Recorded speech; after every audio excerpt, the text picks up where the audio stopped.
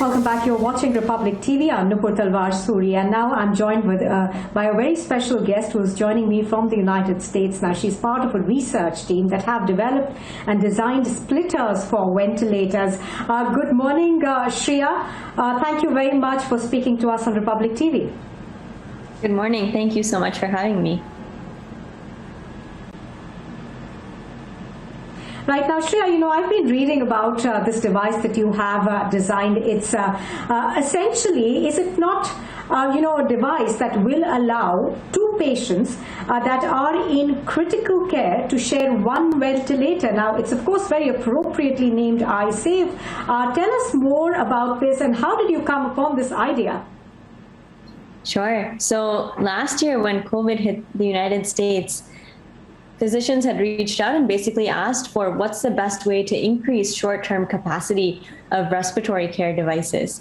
And so we assessed all of the different options between buying a new ventilator or low-cost ventilator, which can be rather expensive, and then looked at this option, which for just a fraction of the cost allows you to double a CPAP, BiPAP, high-flow oxygen therapy, or ventilator device to two patients with customized support for each patient so that that ventilation is safe.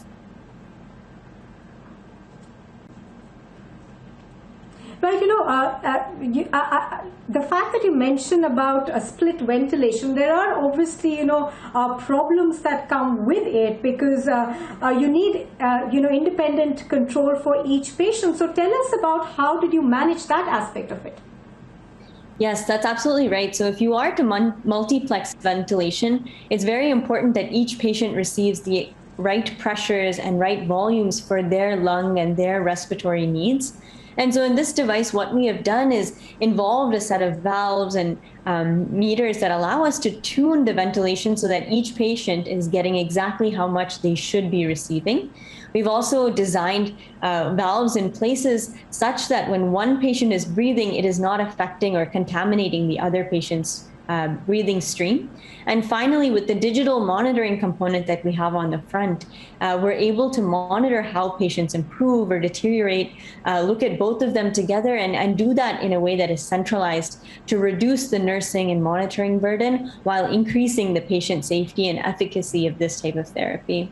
So we know there are many issues with splitting ventilation, and this device overcomes nearly all of those issues to make it a very safe way to rapidly expand the capacity that a hospital can support within a time like this where there's an immense surge in cases and need for respiratory care.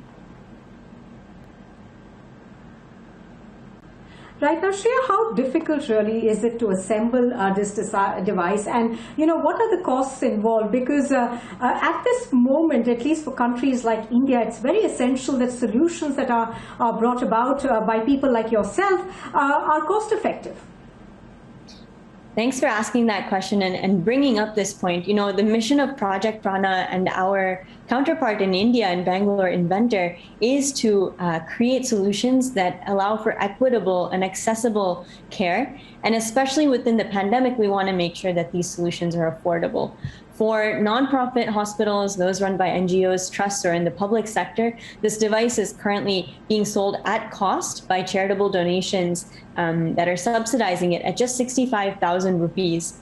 And so this makes it available for those areas that couldn't afford, 35 lakh rupee ventilators or even low-cost rupee ventilators, which do cost quite a bit for those areas.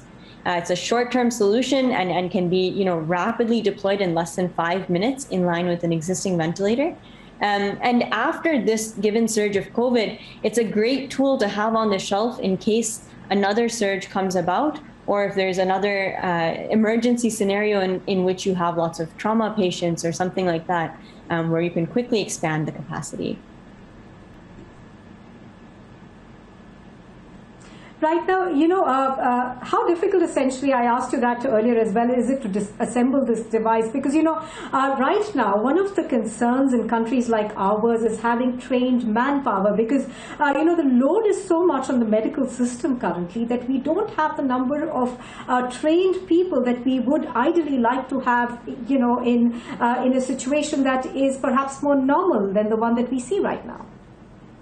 Absolutely. So in designing this, we made sure that it was going to be easy to implement. So all of the panels, all of the knobs are very familiar to what clinicians today use. And in fact, we designed it with the input of clinicians to make sure that this is something that fits right in line with existing ICU equipment. To actually set it up takes only about 5 minutes. And we've developed training manuals and assembly guides in all different languages and in a video format, so anybody can put this together in about 5 minutes. Oh, that's wonderful to hear, because that would obviously take a lot of pressure off healthcare workers. But now give us a sense of how soon do we see this? I understand that the first batch perhaps is going to make its way to hospitals in Kerala, and there are more on the way. That's right. In about 2 weeks' time, we will be delivering hundreds of units to various geographies. Right now, we've been focusing on Chennai and Bangalore, but we're rapidly expanding into some of the northern geographies as well. So after a hospital places an order, we can ship that order out in about 7 to 10 days now. And as we scale, that number will definitely decrease. And so our goal right now is to deliver as many units as we can to hospitals in need to not only fight this existing crisis, but really proactively prepare for the one that is about to come in the third wave. Right now, obviously, this device and devices like this perhaps will go a long way in dealing with the shortage of essential medical equipment that we see now. Shreya, how did you go about validating this device? Because I understand that there were a series of tests that were carried out by you and your team. Tell us more about that aspect.